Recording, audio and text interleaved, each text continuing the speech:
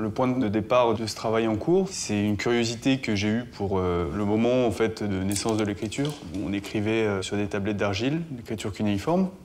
C'est une réflexion un peu sur les formes que prennent les mots. Il y a aussi un constat par rapport à ce que c'est que la critique politique qui a pu être émise, qui est à l'origine de ces phrases, et que finalement l'utopie révolutionnaire de Karl Marx ne devient plus qu'une sorte de slogan qui est brandi et qui a perdu son incarnation, ou en tout cas sa charge première. Donc c'est vrai qu'il y a aussi quelque chose comme ça, de faire de ces petites phrases des objets marchandises, proche d'une certaine forme d'ironie probablement. Le langage sous forme de ces objets un peu séduisants et colorés, ça transforme un peu ces phrases qui sont écrites à la fois en aphorisme, à la fois en slogan. Et j'aime bien l'idée qu'on passe dans un registre où finalement on pourrait prendre une phrase dans sa main.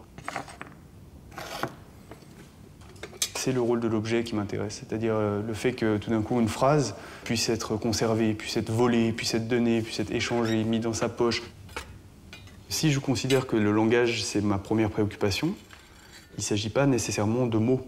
Il s'agit de regarder ce que c'est que le langage, de regarder comment est-ce que la forme et le sens rentrent en adéquation. C'est en écrivant, en manipulant des mots, en manipulant le langage, que j'en suis venu à spatialiser les choses, à utiliser notamment le son, mais aussi tout l'arsenal, tout l'outillage d'un plasticien, pour déployer un petit peu ce qui se passait dans l'ordre de l'écriture et aller regarder si j'arrivais à obtenir des choses en plus, à amplifier mon travail de la langue dans un espace. Le peuple s'est exprimé. Il a choisi de rompre avec les idées, les habitudes et les comportements du passé. Il a choisi le changement. Parfois, j'utilise la langue avec sa structure. Je la prends avec sa structure et c'est justement cette structure que j'amplifie au maximum pour lui donner toute son intensité. Mais je le ferai avec tous. Dans le cas d'une pièce comme Velato, où on voit des figures drapées, je cherche des archétypes de langue. Donc je vais aller caricaturer des types de langage pour les faire apparaître, pour qu'ils deviennent visibles et qu'ils deviennent des figures. Et chacun des objets correspond à une voix qui lui est propre. Ce sont des personnages que j'ai définis un petit peu comme des allégories, du politique ou l'allégorie d'un poète. C'est une pièce qui est conçue pour être reçue comme une pièce de théâtre. En réalité, on tourne autour d'une sculpture et on se déplace d'un son à l'autre. On peut venir écouter ce que chacun des objets déclame. Ce sont des réflexions sur l'objet et la place de chacun de ces personnages l'un par rapport à l'autre. Et je vais conserver un petit lingot de plomb antimony portant gravé le prénom et le nom dont je suis affublé et que m'avait offert un antiquiste. Une boîte.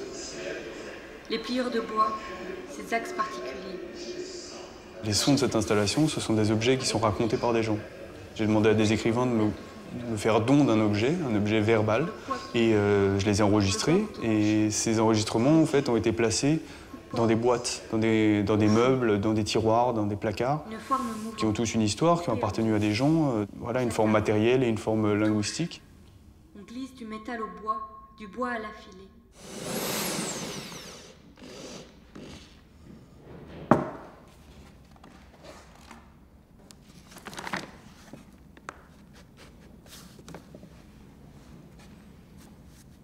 Et donc ces livres que je suis en train de creuser, c'est pour remontrer cette pièce, mais plus avec ces meubles qui étaient uniques, qui viennent tous d'une seule maison.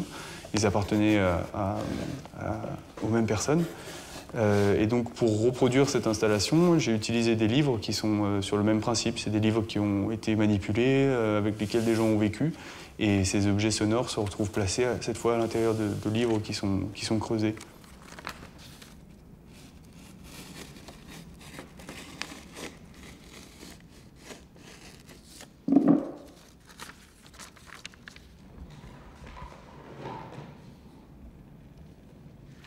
La moitié supérieure des autres boîtes à lettres consiste en une ouverture, large de la largeur d'une boîte à lettres, haute de la moitié de la hauteur d'une boîte à lettres, sans clapet. Ce dispositif a conduit tous les locataires à passer leurs mains à travers cette large fente afin de vérifier la présence d'une éventuelle facture, ou peut-être d'une carte postale. La pousse filtre par où parler de la maison. Filtre par les portes de la maison. Déposant une impureté dufteuse sur les téteuses de nos meubles. Tétée pureteuse sur la poussière s'infiltre par les portes de la maison. Dans cette pièce qui s'appelle La Poussière, et il s'agit de, par un travail de montage, aller faire se choquer les mots les uns contre les autres, les condenser, les multiplier, les faire résonner, pour essayer de créer d'autres embranchements, pour qu'à l'écoute, on ait l'impression de percevoir quelque chose, qu'il y a vraiment un flux qui passe, mais que ce ne soit pas le flux conventionnel auquel on peut être habitué. Donc là, il s'agit vraiment de s'attaquer à effectivement la structure de la langue, d'aller regarder comment est-ce qu'on peut la contourner, ou alors d'essayer d'ouvrir un peu les charnières auxquelles on est habitué avec les mots, et d'aller regarder comment est-ce qu'ils peuvent produire d'autres choses, et des choses qui sont aussi de l'ordre du sens, mais d'un sens un peu différent.